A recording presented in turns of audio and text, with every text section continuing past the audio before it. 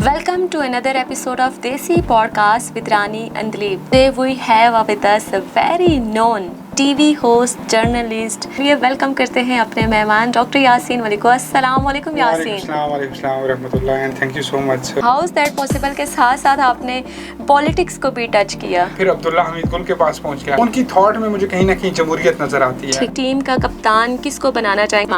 आप वैसे इंसानी लोटे मिल जाएंगे, आपको असली लोटे नहीं मिलेंगे। इंसानी जिंदगी का रूट और सवाल आपकी नजर में क्या है? दो फील्ड डिप्रेशन वाली हैं, प्रॉपर्टी और मीडिया। खवातीन इस माशरे में सबसे ज्यादा बिगाड़ का बायस। ये आप एक खातून के सिर्फ अपने वालिद को बाउंड करती हैं कि वो बेचारा चुगलखोरियों में ही पड़ा रहे। कामयाब जिंदगी का पहला और आखिरी असूल आपकी नजर में क्या है? सच बोलें और मेहनत। Welcome to another episode of Desi Podcast with Rani and Dilip. Today we have with us a very known TV host, journalist, business person and also he have a some political background. जी हाँ, मैं बात कर रही हूँ the one and only doctor Yasin Malik की। आज वो हमारी पॉडकास्ट में हमारे मेहमान हैं। आज हम उनसे करेंगे बात उनकी ज़िंदगी के हवाले से और कुछ अच्छी खट्टी मीठी बातें होंगी आज की इस पॉडकास्ट में। तो चलिए वेलकम करते हैं अपने मेहमान डॉक्टर यासीन मलिक को। अस्सलाम वालेकुम यासीन। वालेकुम रहमतुल्लाह and thank you so much for respect and time कि आपने अपने पॉडकास्ट में मुझे बुलाया। यानी बहुत शुक्रिया आपका कि आप अपने बिजी शेड्यूल से टाइम निकाल के आज हमारी पॉडकास्ट में शिरकत के लिए तशरीफ़ लाएं। तो सबसे पहले यासीन, आप मुझे ये बताइए कि वैसे तो हम आपको डिफरेंट प्लेटफॉर्म पे देखते हैं, तो आगाज़ करूँगी मैं आपसे आपकी इब्तदाई ज़िंदगी के बारे में बात करते हुए। एक लो मिडिल क्लास घराने से ताल्लुक़ है मेरा और वाले साहब जो हैं वो बस जिस तरह नॉर्मली लोग काम करते हैं और अपनी ज़िंदगी चलाते हैं। टक्की तहसील पिंडी गेब का गांव है इखलास, अच्छा। वहाँ से ताल्लुक़ है मेरा। तो फिर बस एक बड़ा एक एवरेज सा स्टूडेंट और एवरेज स्टूडेंट के साथ साथ जो एक्स्ट्रा एक्टिविटीज़ होती हैं जैसे ड्रामाज हो गया, मुख्तलिफ और चीज़ें होंगी, हाँ जी, उनमें कोशिश होती थी 14 अगस्त और 23 मार्च या कोई भी ऐसा इवेंट आए तो उसमें पार्टिसिपेट करना। तो बस एक एवरेज सी ज़िंदगी थी और एवरेज सी ज़िंदगी चल रही है, तो बस वहाँ से निकले आए और यहाँ पे पहुँच गए। ठीक हो गया। तो स्कूलिंग आपकी पिंडी घेब के इलाके में क्लास में हुई। पा पब्लिक स्कूल था एक, जी। और वहाँ पे मैं मतलब 8 क्लास तक, और फिर दी विलेज मॉडल स्कूल गाँव के स्कूलों में सबसे यूनिक स्कूल था। तो वालिदैन ने कहा कि आप यहाँ पे चले जाओ, और फिर मेरी मैट्रिक वहाँ पे, और फिर मैट्रिक के बाद मैं इस्लामाबाद पिंडी आ गया। तो फिर मेरे जो मेडिकल का शोबा है वो मैंने कमर्शियल मार्केट के अंदर रहकर जो है वो मुकम्मल किया, जिसमें BBH Benazir Bhutto hospital, RMC Rawalpindi medical college, फिर यहाँ पे ज़िंदगी गुजरी। तो कैसे एक डिफरेंट आपकी स्टडीज़ को देखा जाए और प्रोफेशन को देखा जाए तो एकदम से आप मेडिकल के प्रोफेशन से आप मीडिया के प्रोफेशन की तरफ आए? ये जो मेरे साथ हुआ है वो सारा ट्रेजिडी वाला मामला है। मैं बनना क्रिकेटर चाहता था, शुरू से ही बहुत क्रिकेट खेली। अटक की तरफ से भी जो मेरा डिस्ट्रिक्ट है उसको रिप्रेजेंट किया मैंने, लेकिन बस वो जिसे कहते हैं ना कि तकदीर और हालात जिधर लेके गए तो मैं उनके साथ चलता रहा। अब यहाँ पे ये भी होता है कि मेडिकल में होके तुम प्रॉपर्टी डीलर कैसे बन गए। हाँ, तो बिल्कुल, मैं यही आगे चल के पूछूंगी आपसे। तो वो एक सिलसिला ये था कि जब क्रिकेटर नहीं बन सका तो मैंने सोचा कि कुछ ऐसा किया जाए कि कुछ बेहतरी हो मेरे लिए, मेरी फैमिली के लिए। तो वो फिर मेरे लिए मीडिया था कि मैं मीडिया चूज़ कर लूँ। तो मीडिया बाय चॉइस नहीं था। मसूद ख्वाजा साहब अल्लाह की रहमत करे, एक स्पीच कंपटीशन मैंने विन किया। तो विन करने के बाद जो है वो उन्होंने मुझे कहा कि अगर तुम चाहते हो कि तुम कुछ करो मीडिया में, करो, हाँ मीडिया में करो, तुम्हारे अंदर बड़ा कॉन्फिडेंस है कुछ चीज़ें तुम्हारे अंदर पॉलिश होने वाली, लेकिन तुम मीडिया ज्वाइन करो। तो I start as an anchor, और फिर उन्होंने मेरे गाइडलाइन किया, अल्लाह उनको गरीक रहमत करे, वो दुनिया से चले गए। तो he is a great man. तो फिर बस मुझे भी नहीं पता चला कि वो मुझे कहाँ से मिले, कैसे मिले, और मैं किधर मीडिया की तरफ चला गया। बस अल्लाह ने आपके लिए रास्ते जो है वो बनाते गए। ठीक हो गया, ज़बरदस्त। तो ये तो हो गया कि आपने as an anchor media field में स्टार्ट लिया। तो मीडिया फील्ड के अंदर आपको क्या ऐसा लगा कि नहीं अभी मुझे कुछ और करना है, तो फिर साथ ही आप बिजनेस की तरफ चल निकले या पहले बिजनेस की तरफ का इरादा था आपका? असल में बात यह है कि कुछ बातें हैं कड़वी हमारी मीडिया के हवाले से, और हमने इस फील्ड को तबाह बर्बाद किया हुआ है। हम इसमें से 3 ज़राए से अच्छा पैसा कमा सकते हैं, ब्लैकमेलिंग करके या फिर किसी नेगेटिव ज़रिए से, और the third one is that कि किसी के साथ आप अटैच हो जाओ, किसी पॉलिटिकल पार्टी वगैरह वगैरह। तो इन तीनों में मैं फिट नहीं हो रहा था। ब्लैकमेलिंग तो मेरी माँ बाप की तरबियत ही बड़ी अजीब सी थी। मुझे यहाँ तक ब्लैकमेल नहीं करना आता कि मैं अपने मुलाजिम को, वर्कर को ये नहीं कह सकता कि कल लाजमी आना, मैं जो कह रहा हूँ। तो आपको पता ही है कि उसके लिए कितना आपका जो है ना एक किस्म का ढीठ होना, वो होना, बड़ा बहुत सारी चीज़ें इसमें और आ जाती हैं। बिल्कुल ऐसा ही है। तो उसमें मुझे अल्लाह ने थोड़ी हिम्मत दी कि मैंने सोचना शुरू किया कि कौन सी ऐसी फील्ड है जिसकी तरफ मैं जाऊं।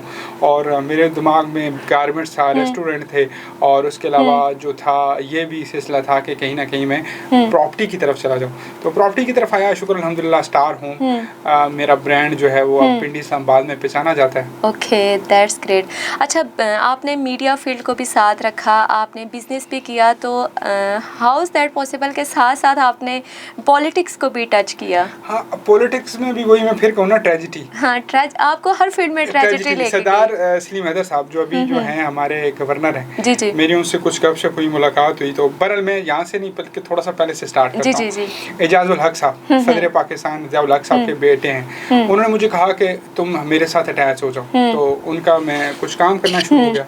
तो जब उनके मेरे साथ मामलात बड़े मतलब बेहतरी की तरफ जा रहे थे, हम बड़े दोनों अच्छे से चल रहे थे, तो हम जो है वो मुझे लगा कि मैं ज़िया उल हक के साथ, ज़िया उल हक के एजेंडे के साथ फिट नहीं हो रहा। डिक्टेटरशिप और वो माइंडसेट जो है, मैंने फिर थोड़ी और चीज़ें तलाश करना शुरू कर दी।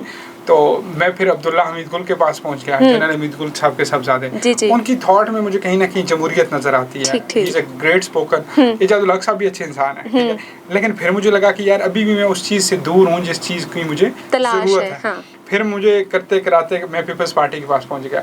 वो ऐसे पहुंचा, सरदार सलीम हैदर साहब ग्रेट फ्रेंड ऑफ मी, और अभी वो गवर्नर पंजाब है। गवर्नर बन के मेरे दोस्त नहीं है, गवर्नर से पहले दोस्त थे, और गवर्नर से पहले दोस्त थे ना। अच्छा। अब अल्लाह करे जब उनका 5 साल टेन्योर पूरा हो जाए, दोबारा उनसे मुलाकात होगी, ऐसे फ्रेंड मुलाकात होगी। अभी वो गवर्नर और एक नॉर्मल इंसान का तो जो है वो रिश्ता कम ही होता है, थोड़ा मसरूफियात और कुछ चीजें। वो मामला ये है कि उसके बाद जो है वो मुझे लगा कि पीपल्स पार्टी के अंदर भी एक फिरका जो है वो काफी एक्टिव था।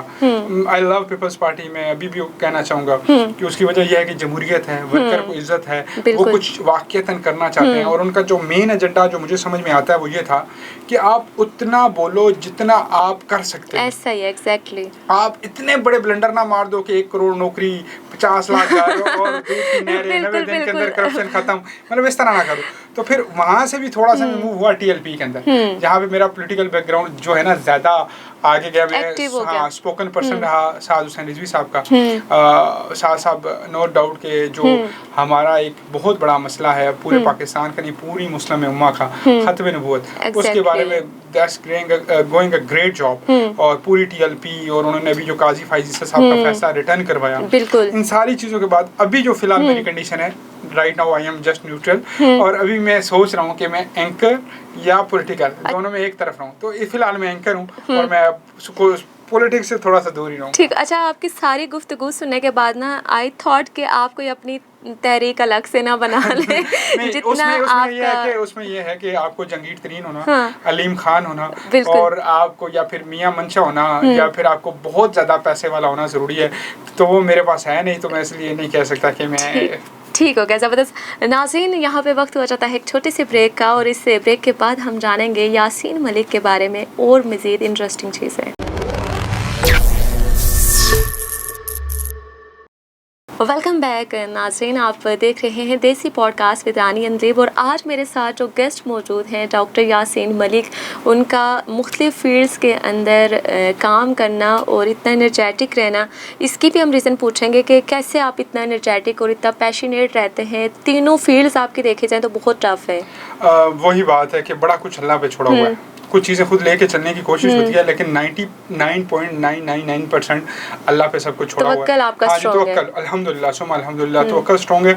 और आई बिलीव दैट कि जब आपकी नीयत साफ़ होती है तो अल्लाह आपकी हेल्प करता है, मदद करता है, और आप वो अचीव कर पाते हैं जो आपकी सोच में भी नहीं होता। एग्जैक्टली। तो तवक्कल बड़ा पक्का है। हमें कहा जाता है कि 2 फील्ड डिप्रेशन वाली हैं और तीसरी भी डिप्रेशन वाली है, लेकिन 2 फील्ड्स के बारे में इंटरनेशनल सर्वे था कि प्रॉपर्टी और मीडिया दोनों फील्ड डिप्रेशन और एंजाइटी के पेशेंट्स, और इनकी उम्रें बड़ी कम होती हैं क्योंकि सुबह शाम दोपहर इन बेचारों को टेंशनें बिल्कुल। लेकिन इसमें एक और चीज़ भी है कि पाकिस्तान में ये ट्रिपल गुना ज़्यादा है। दुनिया के ममालिक के अंदर कम से कम एटलीस्ट उन्हें अपनी किचन की तो परवाह नहीं होती ना। यहाँ पे ये है कि आपको थ्रेट भी उसी तरह है, आपको टेंशन भी न्यूज़ की उसी तरह लेनी है, आपको टाइम भी ज़्यादा देना है, आपको अपने खाने की परवाह नहीं करनी कि आप दिन का जो है वो रात में खा रहे हैं और रात का सुबह उठ के खा रहे हैं।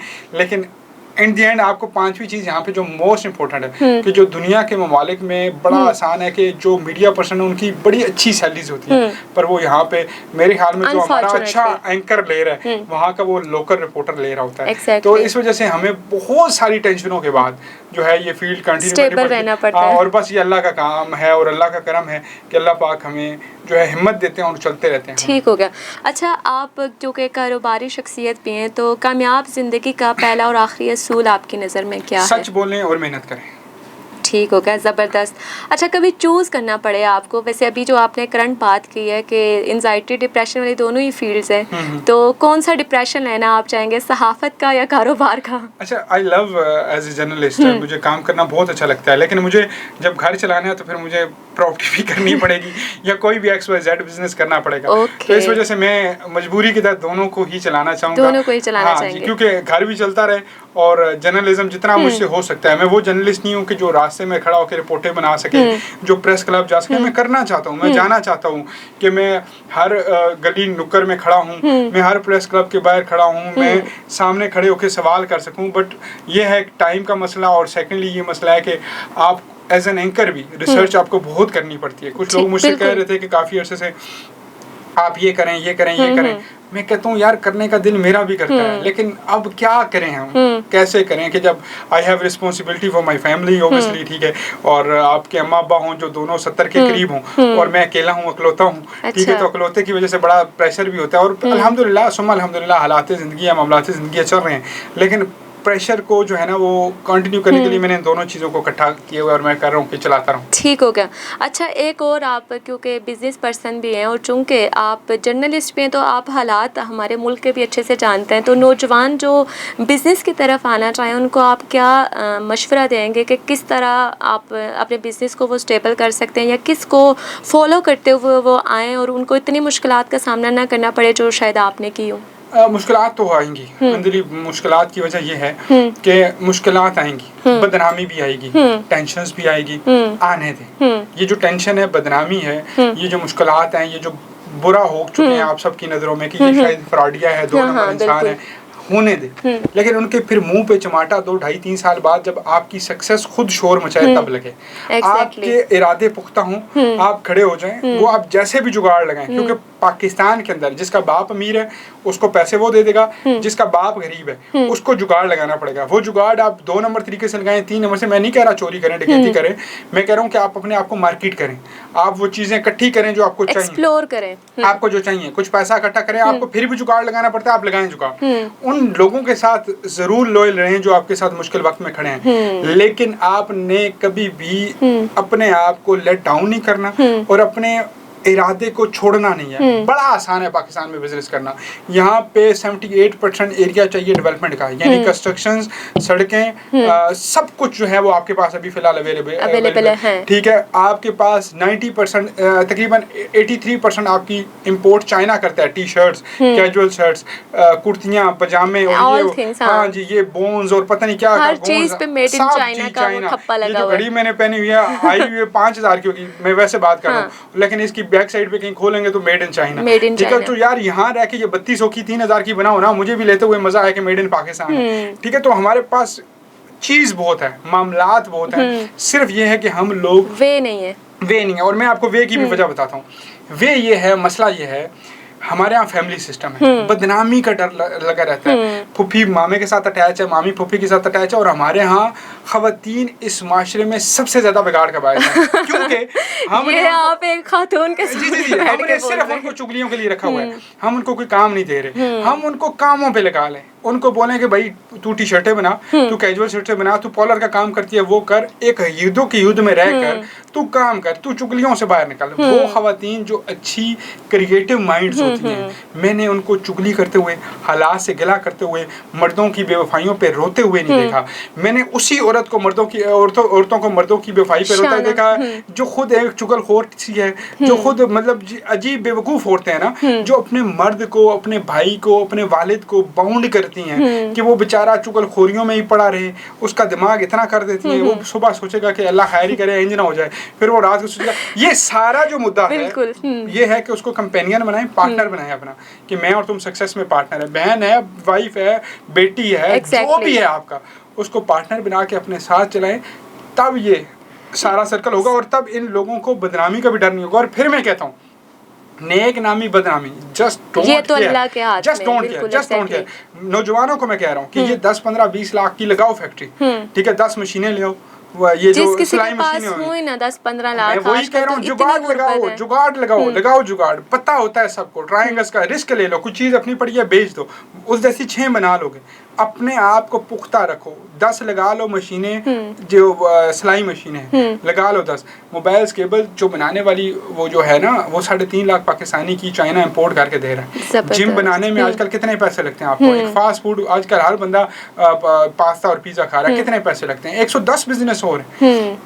आपके पास आइडियाज हैं, बस हमें काम करना चाहिए और हमें आपकी ये जो बाल्टियां बन रही हैं, करवे लोटे, जो एक तो लोटे कौमी असेंबली में पाए जाता है, वो नहीं, वो जो वॉशरूमों के अंदर लोटे इस्तेमाल होते हैं, वो वाले लोटे जो है पाकिस्तान में बनाने की फैक्ट्री नहीं है। आप सोचें कि इस मुल्क के जहाँ पे 25 करोड़ लोग रहते हैं, वहाँ पे वैसे इंसानी लोटे मिल जाएंगे, आपको असली लोटे नहीं मिलेंगे। तो असली लोटे बनाने वाले लोग चाहिए, और असली लोटे कहाँ से बनेंगे? आपकी चाइना की जो जुत्ती है वो खराब हो गई, लेज का पापड़ आ गया, गंदी बोतल आ गई, इन सबको डालें फैक्ट्री के अंदर, फैक्ट्री में जब वो मवाद तैयार होता है तो आपके वो मैन्युफैक्चर हो जाते हैं। तो इट्स मीन दैट नौजवान निकल आए इसी से बाहर कि दुनिया की परवाह ना करें, सिर्फ एक शख्स से मोहब्बत करें, एक शख्स से जो शीशे में उनके साथ खड़ा होता है, और उसके साथ कमिटमेंट करें कि भाई तुझे मेरे आगे लेके जाना है और तेरे साथ हूँ मैं। इंसानी जिंदगी का रूट और सवाल आपकी नज़र में क्या है? सेहत का बुरा होना। सेहत का बुरा होना जी, आपकी अगर सेहत अच्छी है तो आप हर सवाल का मुकाबला कर सकते हैं, और अगर आपकी सेहत बुरी है, आप depression, anxiety, sugar, blood pressure, किसी भी चीज़ के मरीज़ हैं, एडिक्ट हैं सिगरेट के, किसी भी चीज़ के, आपको मोहब्बत है किसी ऐसे शख्स से जो बेमुरवत है, वो आप किसी भी छोटी सी बीमारी में मुब्तला हैं, तो आप दुनिया के कमज़ोर तरीन इंसान हैं। और अगर आप दुनिया पूरी आपके अगेंस्ट खड़ी हो जाए और आपको जेल के अंदर कैद कर दिया जाए और आप सेहतमंद हैं, तो आप उसका मुकाबला करके बाहर निकलेंगे। यहाँ पे सिर्फ मैं जिस्मानी सेहत की बात कर रहा हूँ, फिजिकल फिटनेस। आपका दिमाग ऑटोमेटिकली फिट हो जाता है जब आप फिजिकल फिट होते हैं, तो आपका सेहतमंद होना अच्छा होना जरूरी है। ठीक हो गया। Now I turn in rapid fire, और यहाँ पे थोड़ा सा आपको मैं फंसाऊंगी। आपने इतनी बातें जो की हैं, सबसे पहले एक, चूँकि आपका ताल्लुक पॉलिटिकल बैकग्राउंड से भी है, तो बैकग्राउंड नहीं है, अब्बा मेरा बड़ा शरीफ सा बंदा है, मैं पॉलिटिक्स में एक्टिव रहा हूँ, वाले साहब मेरे बिल्कुल पॉलिटिक्स से दूर हैं। That's great. अच्छा, अगर खाने खिलाने की आपने बातें की हैं, तो अगर आपको मौका मिले डिनर पे जाने का, तो हमारी कुछ शख्सियात हैं पॉलिटिक्स, अब ये ना कहिएगा कि आप खूबसूरत भी हैं माशाल्लाह और एक्टिव भी हैं बहुत, मरियम नवाज, आसफा भुट्टो और Zartaj Gul. Aseefa Bhutto, why? I love People's Party। Okay, ठीक हो गया। अच्छा, एक और है कि और उनकी एज भी तकरीबन, मतलब चले वो 35-40 की होंगी, तो ताजगुल साहिबा मेरे से काफ़ी बड़ी हैं, मरियम साहिबा बड़ी हैं, तो उनसे ज़रा वो खाना खाने का मज़ा नहीं आएगा, पॉलिटिकल मीटिंग उनसे करवा दें। आसफा भुट्टो साहिबा मुझे लगता है कि एज के करीब है, तो चले उनके साथ अच्छा लगेगा। ठीक हो गया। और आसफा भुट्टो का बैकग्राउंड भी थोड़ा स्ट्रॉन्ग है, इसलिए आप नहीं, मियां नवाज शरीफ साहब एफ एंड फील्ड महल आपको नहीं पता, वो शरीफ फैमिली की इत्तेफाक इंडस्ट्री आपको नहीं पता, मरियम नवाज साहिबा सीएम पंजाब, तो आप मैं आसफा भुट्टो, मैं दिल की बात कर रहा हूँ कि आसफा भुट्टो साहिबा। ओके, नेक्स्ट है कि अगर आपको मौका मिले कि कहीं आप हिली एरियाज़ में जाएं एक्सप्लोर करने के लिए, तो आप किन शख्सियात के साथ जाना पसंद करेंगे? नवाज शरीफ, इमरान खान, साद रिजवी?